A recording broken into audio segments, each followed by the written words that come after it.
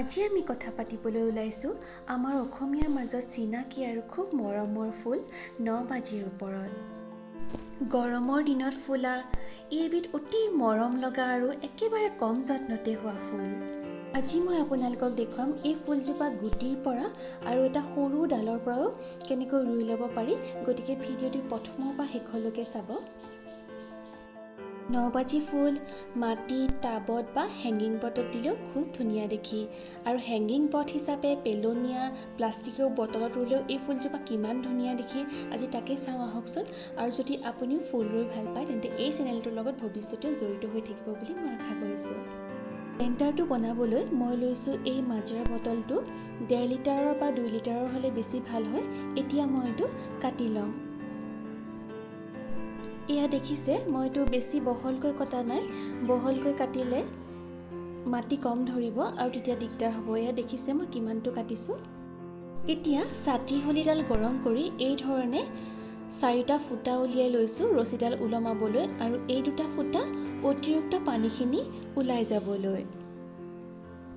এতিয়া বান্ধিবলৈ ৰছী হিচাপে মই ব্যৱহাৰ কৰিছোঁ এই ৱায়াৰডাল। এইডাল যিহেতু মজবুত হয় সেইটো কাৰণে মই লৈছোঁ, আৰু আপোনালোকে ইয়াৰ সলনি যিকোনো প্লাষ্টিকৰ ৰছী বা তাৰো ল'ব পাৰে। এতিয়া মই এই ওপৰৰ ফুটাটো দি ভৰাই তলেৰে উলিয়াই ল'ম ৰছীডাল। এটা গাঁঠি মাৰি দিছোঁ, আৰু ইটো চাইডেও সেই একেধৰণে ওপৰেদি ভৰাই এটা গাঁঠি মাৰি দিছোঁ যাতে সহজতে খোল খাই নাযায়।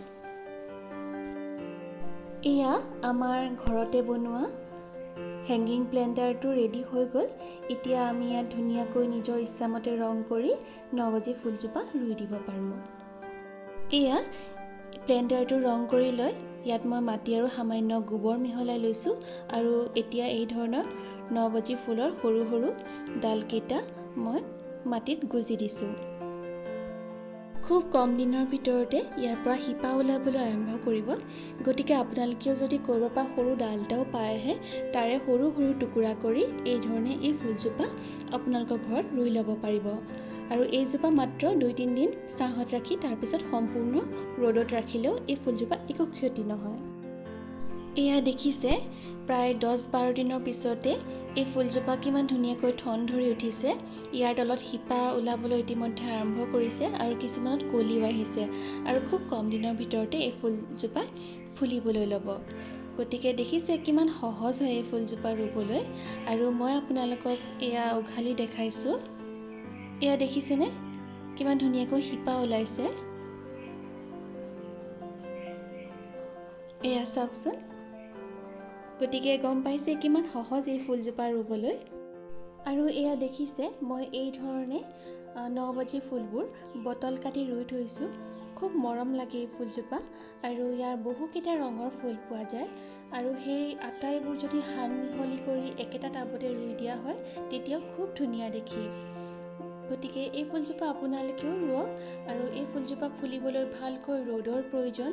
বহুত বেছি পানী নালাগে, বেছিকৈ পানী পালেও এই ফুলজোপা গেলি যোৱা দেখা যায়।